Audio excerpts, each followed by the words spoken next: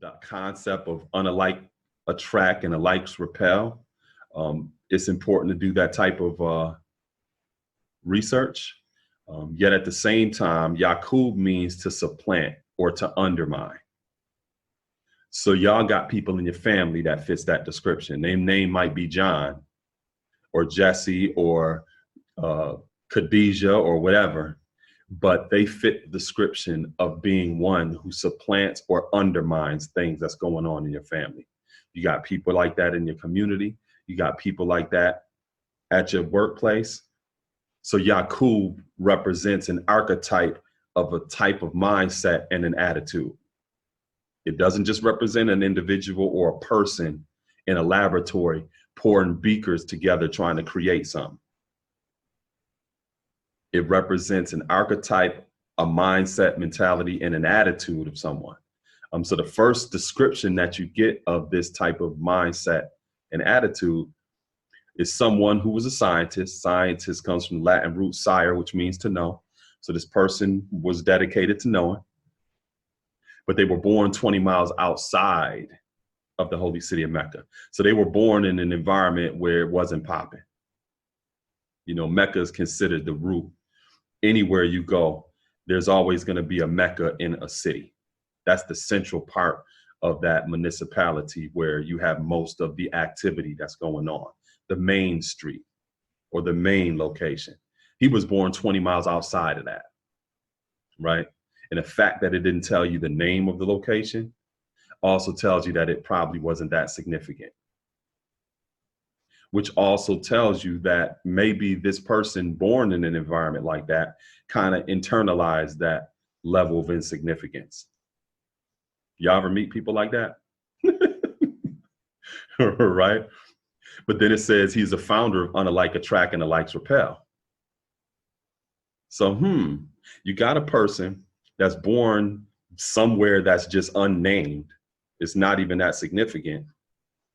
And the things that are unalike, they develop the capacity to get people to be attracted to that. Have y'all ever met somebody that they really ain't got much going on, but they can make that shit look good as hell? Or they have this mindset where they consistently strive to overcompensate,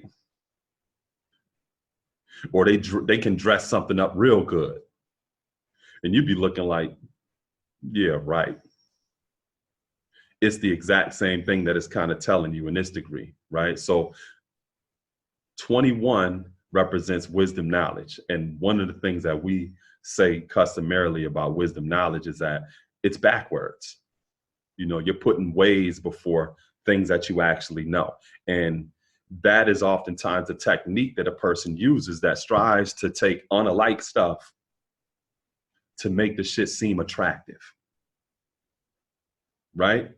They lead with what they feel or the way that it looks, not what it is. So look at the society at large. A lot of times things that's being promoted and advocated goes by your level of scrutiny, your ability to analyze it, right? It's kind of like going in a Korean store and they hurry up and buy, hurry up and buy, hurry up and buy, right? Or I met this one woman one time and she was just trying to give me sex and shit. And I was thinking like, what is you trying to give me? Like, you know, it wasn't flattering to me. You know what I mean? I was thinking like, yo, is you trying to give me some shit that I don't want? You know, in another sense, it's like if something is what it is, then people should have the opportunity to examine it. People should have the opportunity to critically analyze what it is that you have. It's kind of like when a company goes public, usually before they share stocks, they make their white paper available to people who want to purchase stocks to give you insight into the specifics of what the products are that this company is actually offering. They give you all of that. They give you the knowledge. But if a person doesn't want you to look at the foundation, they're going to do things backwards.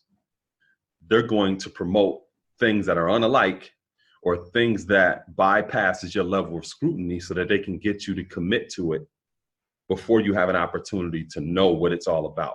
It's called bait and switch. That's the game,